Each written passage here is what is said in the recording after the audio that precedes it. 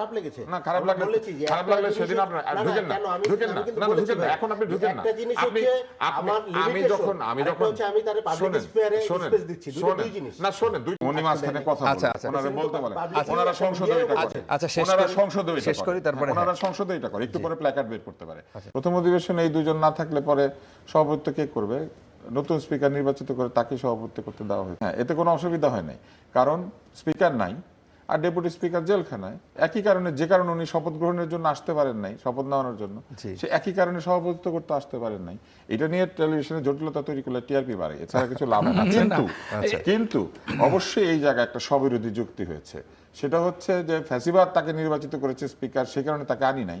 তাহলে একই ঘটনা ঘটবে প্রেসিডেন্টের বেলায়, তাহলে প্রেসিডেন্ট কেন আসলো? এটা সে রাইটফুলি পয়েন্ট করে। এখানেও স্ববিরোধিতা হচ্ছে। তাদের দুজন উপদেষ্টা, একজন যিনি তাদের দলের সভাপতি, তিনি যখন শপথ নিয়েছিলেন সেদিন ফ্যাসিবাদের কাছে শপথ নিতে তাদের খারাপ লাগে নাই। সেদিন মনে হয়েছে শপথ নেওয়াইলে উনি ভালো। অথবা খারাপ লেগেছে না খারাপ লাগলে সেদিন আপনার ঢুকেন না ঢুকেন না এখন আপনি ঢুকেন না। আমি যখন আমি তারে পাবলিক স্পেয়ারে স্পেস দিচ্ছি দুটো জিনিস না শোনেন, দুইটাই পাবলিক স্পেয়ার। আপনি আসেন আমাকে শেষ করতে দেন। আপনি তখন বলেছেন আপনি এখানে কথা বলেন না। প্রেসিডেন্ট যখনই কোনো কিছু করেন এটা পাবলিক স্ফিয়ার, কেননা প্রেসিডেন্ট একজন পাবলিক প্রেসিডেন্ট আমাদের পাবলিক স্ফিয়ারে ইন্টারনেট উনি মাঝখানে কথা বলেন ওনারা বলতে বলেন ওনারা সংসদে এটা করে ওনারা সংসদে শেষ করি তারপরে ওনারা সংসদে এটা করে একটু পরে প্ল্যাকার্ড বের করতে পারে। আসেন আমরা নিয়ে আসেন আসেন আমরা কথা বলা যায় না, ওই দিন তো আমরা প্রথমে দেখি নাই যে আমরা কথা বলি। না আমরা কথা বলি। সেটা হচ্ছে যে উনি যখন শপথ গ্রহণ করিয়েছেন তখন ওনারা যেটা নিয়ে ব্যস্ত হয়েছিলেন সেটা হচ্ছে শপথের পিছনে বঙ্গবন্ধুর ছবি ঝুলবে নাকি ঝুলবে না, এটা নিয়ে তারা ব্যস্ত হয়েছিলেন। কিন্তু এটা তারা বলেন নাই যে আওয়ামী লীগের নির্বাচিত প্রেসিডেন্টের কাছে আমরা শপথ নিব না। ততক্ষণ পর্যন্ত উনি ভালো ছিলেন। 133টা অধ্যাদেশ জারি করা হয়েছে। ওই অধ্যাদেশগুলির মধ্যে যেহেতু অনেক ধরনের অধ্যাদেশ তাদের ইচ্ছা অনুযায়ী হয়েছে, প্রায় সবগুলাই, অতএব তারা সেখানেও বলেন নাই অবৈধ প্রেসিডেন্ট কেন অধ্যাদেশ সাইন করে। তার মধ্যে সবচেয়ে অধ্যাদেশ কোনটা? গণভোটের যে জুলাই আদেশ, সেটা কে সাইন করেছেন? রাষ্ট্রপতি। এই অবৈধ রাষ্ট্রপতি এত অবৈধ যে তাকে চেহারা পর্যন্ত তারা সহ্য করতে পারে না, কিন্তু সাইন করলে এটা সহ্য করে। ওই যে পঠিত হইলে ঠিক আছে, হ্যাঁ, না হলে ঠিক নাই। এইবার আসেন, উনি ওখানে ঢুকেছেন, জাতীয় সংগীতের সময় ওনারা যে দাঁড়ান নাই, হান্নান মাসুদ বলেছেন যে তারা শুনতে পান নাই। আমি ওইটাকে ধরে নিচ্ছি, কারণ হান্নান মাসুদ তো একজন অত্যন্ত গুরুত্বপূর্ণ নেতা। কিন্তু আপনি এই জায়গাটা চিন্তা করে দেখেন, তার অভিশংসন তারা চায়। অভিশংসনের যে নিয়ম আছে সেই নিয়মের মধ্যে কোথায় আছে যে ওনার নির্বাচন পদ্ধতি নিয়ে আপত্তি থাকলে তাকে অভিশংসন করা যাবে? অভিশংসনের সুনির্দিষ্ট নিয়ম আছে কেন কাউকে অভিশংসন করা যায়। আর অভিশংসন করতে ইচ্ছা করলে 2/3 সংখ্যাগরিষ্ঠতা পেয়ে আপনারা এসে অভিশংসন করে দিতেন, ইমপিচ করতেন। কিন্তু ইমপিচমেন্টের সময় তো বলতে হবে ওনাকে কেন অভিশংসন করা হচ্ছে। এবার তারা ধন্যবাদ, শুরুতে দেখেন আমাকে একটা উত্তর দিয়েছিলেন, ধন্যবাদ প্রস্তাবের নিয়ে আমরা আলোচনা করব।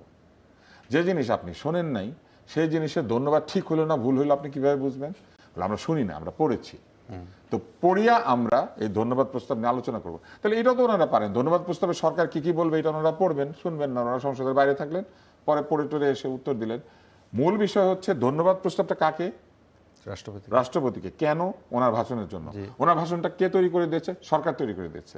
সরকারের তৈরি করা ধন্যবাদ প্রস্তাব ভাষণে আবার সরকার ধন্যবাদও দেয়। এই কাণ্ডটা কে করেছে? শেখ হাসিনা। শেখ হাসিনা কি করেছিলেন? আব্দুর রহমান বিশ্বাস বক্তৃতা দিবে, ফলে যদি উল্টাপাল্টা বলে এই জন্য আইন বানিয়ে ফেলেছিল শুরুতেই যে প্রেসিডেন্টের লিখিত বক্তৃতা মন্ত্রী পরিষদ অনুমোদন করে। তাহলে মন্ত্রী পরিষদ হচ্ছে প্রেসিডেন্টের বক্তৃতার সম্পাদক মন্ডলী, তারা ভালো করে দেখে দেয় কোনটা বলবে কোনটা বলবে না, আদতে লিখেই দেয়। তো অতএব বিএনপির অবস্থাটা চিন্তা করেন, এখন ওই আইনের কারণে নিজেদের লিখে দেওয়া প্রস্তাবকেই নিজেদেরকে ধন্যবাদ দিতে হচ্ছে, কারণ আইন ওইটা করেছে। এবং এই কাণ্ডটা আওয়ামী লীগও করতো, নিজেদের লিখে দেওয়া প্রস্তাবই তারা ধন্যবাদ দিত, কিন্তু তাতে তাদের খুব একটা খারাপ লাগতো না, কারণ প্রেসিডেন্ট তো তারাই বানিয়েছে, অতএব তারা এটা নিয়ে মন খারাপ করতো না। কিন্তু এখন আপনি অবস্থাটা দেখেন, এখন অবস্থা হচ্ছে প্রেসিডেন্ট রেখে গিয়েছেন শেখ হাসিনা এবং তার সরকার, কিন্তু প্রেসিডেন্ট সাংবিধানিকভাবে যা করা দরকার সবকিছুই করেছেন। উনি কিন্তু এখন এই বক্তৃতা দিয়েছেন সাংবিধানিক বাধ্যবাধকতার কারণে, আগেও যখন দিতেন তখন এটার কারণেই দিতেন, এবং তাকেই সাংবিধানিক বাধ্যবাধকতার কারণেই ওই শপথের সময় আনা হয়েছিল, রেফারেন্সের সময় আনা হয়েছিল। অন্তর্বর্তী সরকার কি করে তৈরি হলো? বলা হলো প্রেসিডেন্ট 106 ধারায় রেফারেন্স চেয়ে এই সংসদ এই অন্তর্বর্তী সরকার তৈরি করেছে। মানে প্রেসিডেন্ট যখন আদালতের কাছে রেফারেন্স চায় ডক্টর ইউনূসকে প্রধান উপদেষ্টা বানানোর জন্য, তখন উনি ঠিক আছে, তখন উনি ফ্যাসিবাদের দোষর না, কারণ ইউনূস সাহেব উপদেষ্টা হবেন। আপনি আর আমি হইলে তখন কিন্তু আবার দোষর হয়ে যেত, কারণ আমাদের দুজনকে ওনাদের পছন্দ না, ইউনূস সাহেবকে পছন্দ। ওনাদের পছন্দের সাথে যেটা যেটা মিলে ওইটা ঠিক আছে, যেটা যেটা মিলে না সেটা ফ্যাসিবাদী, সেটা দোসর, সেটা ট্যাগ, সেটা কালচারাল ফ্যাসিস্ট, সেটা গণমাধ্যম ফ্যাসিস্ট। ফ্যাসিস্ট শব্দটাকে ওনারা বেশ একটা সুন্দর জায়গায় নিয়ে গেছেন। এখন দেখলে মনে হবে যে আপনিও ফ্যাসিস্ট, আমিও ফ্যাসিস্ট, সবাই ফ্যাসিস্ট, খালি ওনারা ছাড়া ওনারা কেউ ফ্যাসিস্ট না। কিন্তু ওনাদের দলের মধ্যে এমন লোক আছে যারা ফ্যাসিস্টদের প্রধানতম ব্যক্তির জন্য বক্তৃতা দিয়েছেন, এবং সেই বক্তৃতা আবার তাদের খারাপ লাগে না।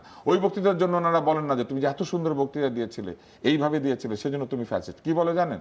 তখন দিতে বাধ্য হয়েছিল। অন্যরা করলে বাধ্য হয় না, ওনারা করলে বাধ্য হয়।